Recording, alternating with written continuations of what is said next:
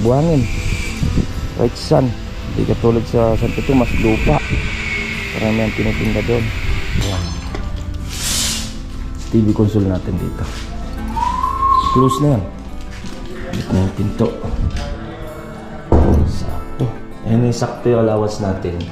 Pag kinakabit namin itong hamba na yan, ang allowance lang naman ito, isang hard flex na sabihin natin 4.5 ang kapal dito, nilalagyan, kinakalang lang natin kasi kinakabit natin itong hamba kasama yung pinto. And then dito, dos lang na pako na kumunil.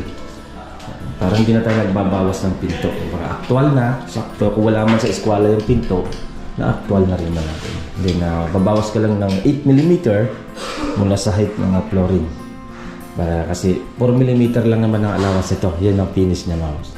4mm, 4mm. Huwag kayo mag-finish ng 0.5. Kasi 5mm nyo, 5mm, medyo malaki ang allowance niya. 4mm.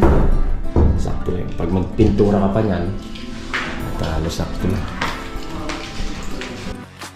J. Oragon's Vlog offer you quality construction and timeless dedication.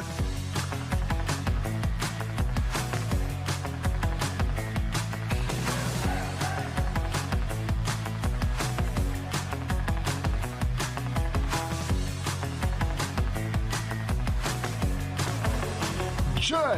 Oragon Vlog.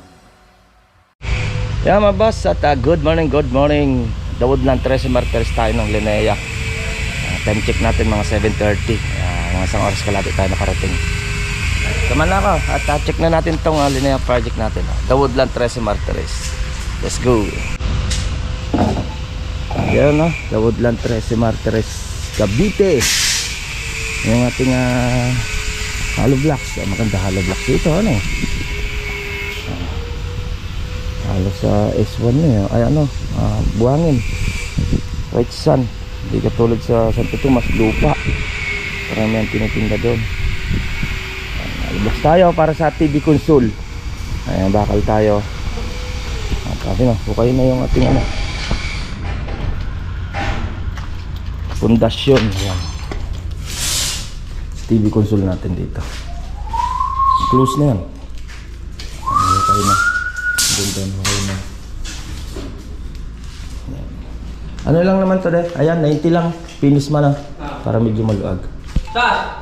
Yung isang extension yan, sa? Ayan, okay na yan. Tapos yung pinto naman yan doon sa loob. TV console. Ito, cube na lang naman. Hindi madali na lang naman yun. Tata-check natin sa ito.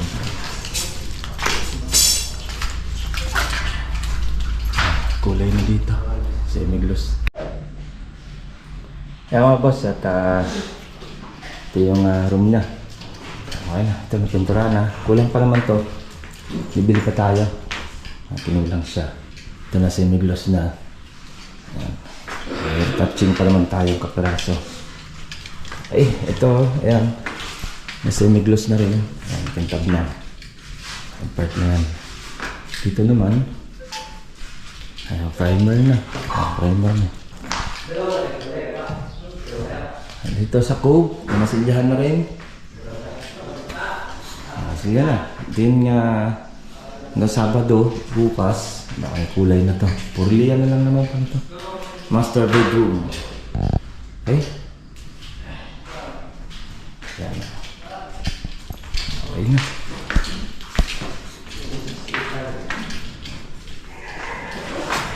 Okay na lang. Kung natapos niyan, pag-grout na sila, pababa na tayo. Nakakulayan na lang naman yan, mga pinto, tamba na nakakabit na lang. Nakakabit na yung pinto niya. Kabit na yung pinto. Sakto. Ayan yung sakto yung allowance natin. Pag kinakabit namin itong hamba na yan, ang allowance lang naman ito, isang hard flex na sabihin natin na 4.5 ang kapal dito, nilalagyan, kinakalang lang natin kasi kinakabit natin itong hamba kasama yung pinto. And then dito, dos lang na pako na kumunil. Parang hindi na tayo nagbabawas ng pinto. Para aktual na, sakto. Kung wala man sa eskwela yung pinto, na aktual na rin natin. Then babawas ka lang ng 8mm mula sa height ng flooring. Para kasi 4mm lang naman ang allowance ito. Yan ang finish niya mga boss. 4mm, 4mm. Huwag kayo mag-finish ng 0.5. Kasi 5mm nyo, 5mm medyo malaki ang allowance niya. 4mm sakto lang. Pag magpintura ka pa niyan, at halos sakto lang. Ay, ito, kapag meron itong pinto. Yan. Sakto. Pag tumagilid siya, walang sayang. Okay. Yung ating interior ng Linea. Ayan mga boss, ito yung magtutubig natin. Ayan, karga na naman tayo ng tubig si sir. Abutin natin ng pang merienda. Ay, tara. Natin. Ay, ito sa may Linea natin project. Mamaya papunta na rin man ako ng Santo Tomas. Tubig tayo. Ayan, tubig. Sir, good morning. Break time lang ba? Oo. Thank you. Hindi na ng tubig niya ano. Oo. Meron dito lang naman, dito sa loob. Oo. Hintay lang makabitan ng tubig. Ay, kurente. Kasi nagtitrip sa sobrang dami ng nakakabit. Ay, lalo kapag ano yan, marami pang tumira. Ayun pa. Ba't wala pa tong mga ano? Wala pang mga poste numeral ko? Tagal pa to, ano?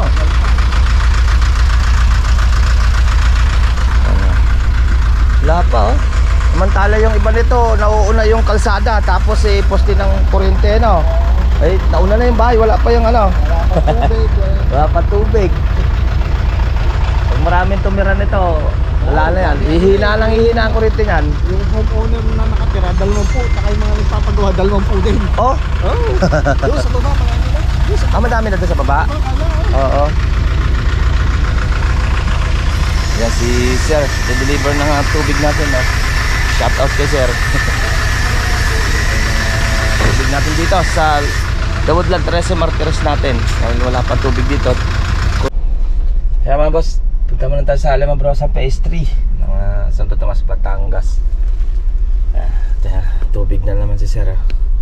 Ayan, pag malimit na abutan natin dito, kahit pang sigarilyo lang at pang break time niya. Okay, at yan, pag-usapan namin yung wala pang update kung kailan magkakaroon ng poste numeral ko para magkaroon. Kasi pag dumami na yung mga bahay dito nakatira, hihina yung kuryente nila. Laging nag-trip nga daw. Yung nga sabi ng team ko, minsan walang kuryente, kaya baka soon magkakaroon tayo ng sariling maliit na generator para pag nawalang kuryente, mayroon tayong pang safety na magagamit ng team tuloy ang trabaho nila. May magagamit na grinder. Yan. May pang ilaw-ilaw sila. Okay mga boss, update ko kayo pag nandun na tayo sa Alema Bro sa phase 3. Ito pong J. Uragon Vlog, napakaganda po ng channel na ito, no? Tungkol po ito sa construction. Actual construction po ang channel na ito, no? Pag pinanood nyo po ito, panalo po kayo sa channel na ito. Napakaganda po ng mga video niya. Lalo na pong magaganda, no, yung mga iba't ibang design niya. Kakaiba po yung mga iba't ibang design niya sa mga kisame. Subukan nyo pong panoorin J. Uragon Vlog na ito. Matutuwa po kayo pag pinanood nyo po yung mga video niya. Maraming salamat po.